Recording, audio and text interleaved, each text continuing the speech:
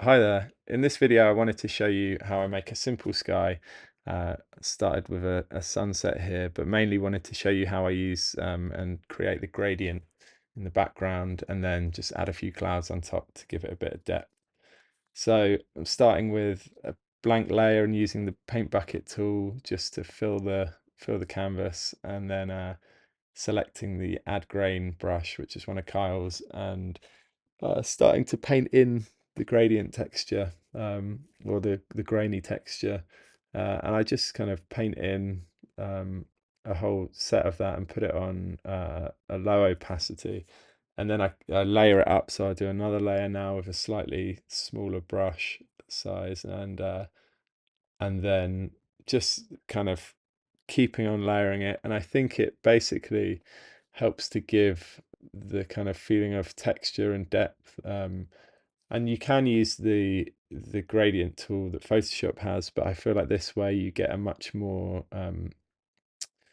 original and textured and kind of handcrafted gradient that's very much in your control. So I just select kind of slightly lighter blues there and move that up, and I'm just dropping that behind the pinks just to kind of give that a bit of texture, uh, and help it read. And then going for the darker colors at the top and putting them on multiply, and then doing one right up the top that's a little bit darker still, and again popping that on multiply and changing the opacity. uh, and it's a process of layering, really, adding uh, sections of grainy color, just to kind of build up the transition between two colors. Really, I kind of wanted to go from darker blue down to orange, um, and then just adding some clouds here with the Gouache Go brush, which is one of my faves. I've been using this brush for years. It's one of Kyle's classics, and yeah, it's a great brush. It's got texture, and I try and be quite loose with my clouds. There's no kind of real rule of how they should or shouldn't be drawn. I tend to do them flatter at the bottom and more curved and fluffy on top. I feel like that's how they tend to um, manifest in real life. So yeah, just keeping them slightly to that kind of rule and having them smaller and thinner at the bottom, and they kind of can get a little bit fluffier and bigger up the top. And then I wanted to drop in a layer of cloud behind these clouds. I know my layer's on top at the moment, but I'll drag that down in a sec, and I'm going to color pick from the document from around where the cloud is situated, just to kind of make it feel like there's some really big clouds in the background a bit further away. uh, and this kind of just kind of gives a bit more depth, and helps helps the image read as a sky. Again, I've dropped that opacity down just so that those colors start blending with the colors behind. Yeah, and then adding some really kind of sharp, smaller, thinner, highlighted clouds that are closer to where the sun would be, down the bottom. And that just helps to, again, communicate depth and also highlight the bottom of my current clouds. And yeah, I feel like that kind of adds a little bit more interest to the image. I'll change that color, make it a bit more orangey. And then I'm going to add some highlights to the tops of these back clouds, just subtly. And I'll knock this right back, but it just kind of gives a little bit more uh, volume to those clouds in the background. So I usually I block in a main shape, and then I do a lighter highlight layer and a darker shadow layer. So yeah, just really, I'm using kind of a very similar blue there, but just knocked back ever so slightly, just to give them a little bit of volume.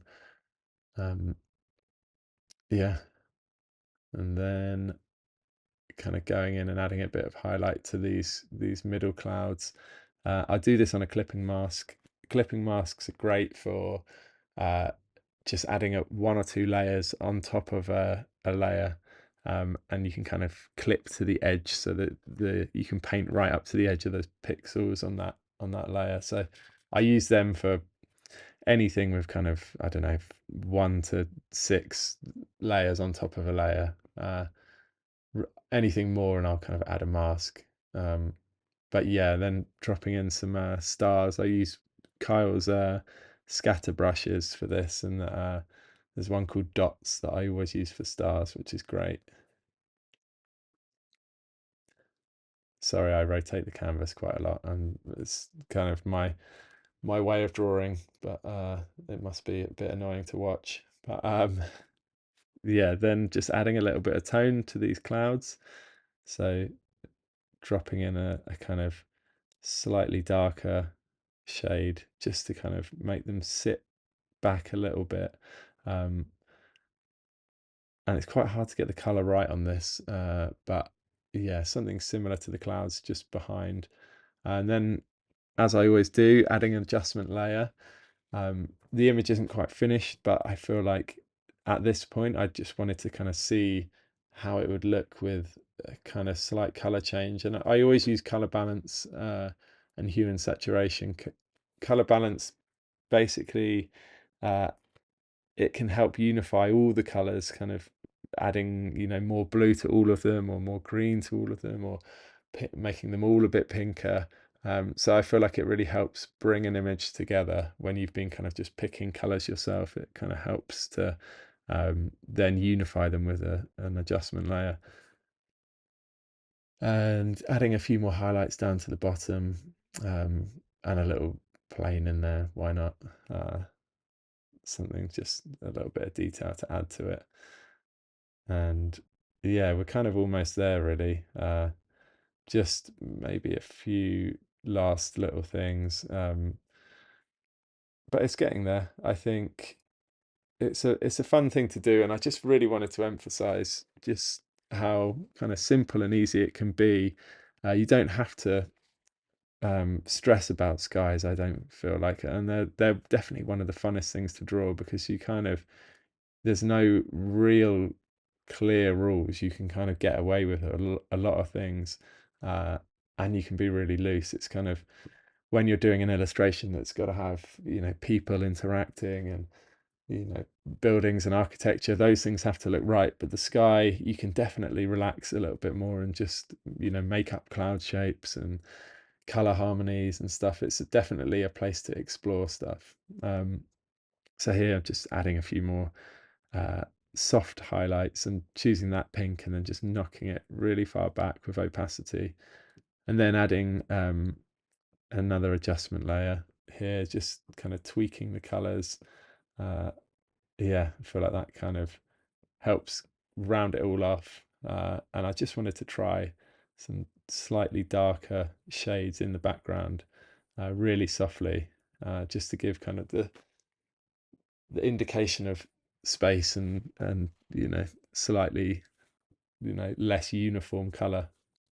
So yeah, that's it. I hope you enjoyed the video, and yeah, any questions, let me know. Thanks.